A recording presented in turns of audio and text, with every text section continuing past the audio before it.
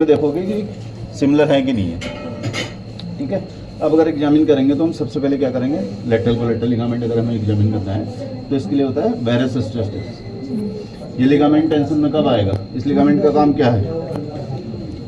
Leg को अंदर की तरफ जाने से रोकना है, और इसका काम क्या है? लेग को बाहर की तरफ आने से रोकना है। ठीक है, तो अगर हमें मीडियल कोलेटरल लिगामेंट टेस्ट करना है तो मैंने अपना हाथ यहाँ रखा और इसको लेग को कहाँ ले जाऊँगा? लेटरली। अगर मीडियल कोलेटरल लिगामेंट में क्या आएगा? इससे स्ट्रेस आएगा तो पेशेंट को पेन होगा यहाँ पे, तो क्या है? Medial collateral ligament. तो ये क्या है? Valgus stress test. Valgus stress test for medial collateral ligament. अब हम क्या करेंगे, हाथ को अब मैंने यहाँ रख लिया, दोनों लेग के भी, नी के ऊपर, थाई के पास में। ठीक है, अब लेग को किधर ले जाना है? मीडियली। कोई दर्द तो नहीं है? ठीक है, मीडियल कोलेटरल लिगामेंट भी ठीक है, लेटरल कोलेटरल लिगामेंट तो ठीक है। ये हो गया बेरस स्ट्रेस टेस्ट, और बाहर को ले जा रहा है valgus. Valgus for medial collateral and varus for lateral collateral. Lateral collateral. तो ये दोनों लिगामेंट हमने चेक कर लिया। उसके अलावा अगर नी में फुलनेस लगती है तो उसके लिए होता है एक पटेला टैप। तो हम क्या करते हैं, पटेला को 3 फिंगर से नीचे दबाते हैं। अगर जॉइंट के अंदर स्वेलिंग होगी, डिफ्यूजन होता है, कई बार क्या होता है ना, साइनोवाइटिस हो जाती है तो जॉइंट डिफ्यूज होता है, पटेला आपका ऊपर आ जाता है। अगर मैं इसको नीचे टैप करूंगा तो रिबाउंड करेगा ये, जैसे नीचे जाएगा उसके बाद जैसे ही छोड़ूंगा ऊपर रिबाउंड करेगा, तो उसको बोलते हैं पटेला टैप। जबकि बर्साइटिस अगर होगी तो उसमें पटेला टैप नहीं मिलेगा। अगर नी फ्यूजन होगा तो क्या मिलेगा? पटेला टैप मिलेगा। ठीक, ये 2 लिगामेंट हो गए। और उसके अलावा कौन से लिगामेंट बताए थे मैंने? इसके अलावा देखो, ये मैंने क्वाड्रिसेप्स पता कर लिए, यहाँ कोई टेंडननेस नहीं है अटैचमेंट पे। ये क्या हो गया? टिबियल ट्यूबरोसिटी पे। बच्चों में कई बार क्या होता है, टिबियल ट्यूबरोसिटी बच्चों की जैसे हाइट बढ़ती है तो बोन की हाइट तो बढ़ती है, टेंडन की हाइट नहीं बढ़ती है। कई बार मिसमैच होता है ग्रोथ में, तो वो क्या करता है, इस टेंडन, ये टेंडन जो है टिबियल ट्यूबरोसिटी को अपनी तरफ खींच लेता है, तो उसको बोलते हैं ऑसगुड सैटर डिजीज। ठीक है, छोटे बच्चे आते हैं जिनकी हाइट जल्दी बढ़ती है, उनको टिपिकली यहाँ पे पेन होता है।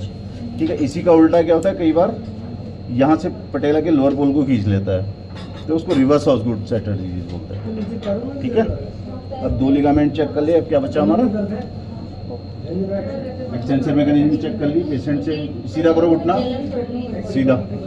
ठीक है, एक्सटेंशन मैकेनिज्म ठीक है। ठीक, अब हम देखेंगे किसको, एशियल और पीसीएल।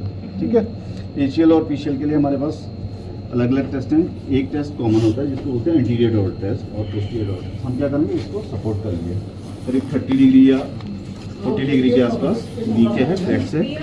दोनों थंब कहाँ पे होंगे? टिबियल ट्यूबरोसिटी के ऊपर।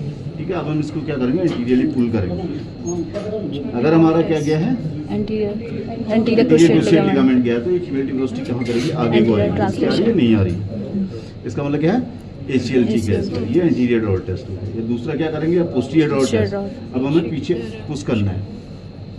ठीक है, अगर ये पीछे जाता है तो क्या है? Posterior क्रुशिएट ligament. एंड अगर ये आगे पीछे तुम्हें लग रहा है कि आ रहा है थोड़ा भी, या कंफ्यूजन हो रहा है कि आ रहा है कि नहीं आ रहा है, तो always compare with the normal side. तो सेम टेस्ट नॉर्मल साइड भी करोगे। अगर दोनों साइड में बराबर है, इसका मतलब एशियल पीशियल इंजरी नहीं है। एक साइड में भी गड़बड़ है, ज़्यादा है, तो इसमें इंजरी है। ठीक है, तो ये किसके लिए होगा?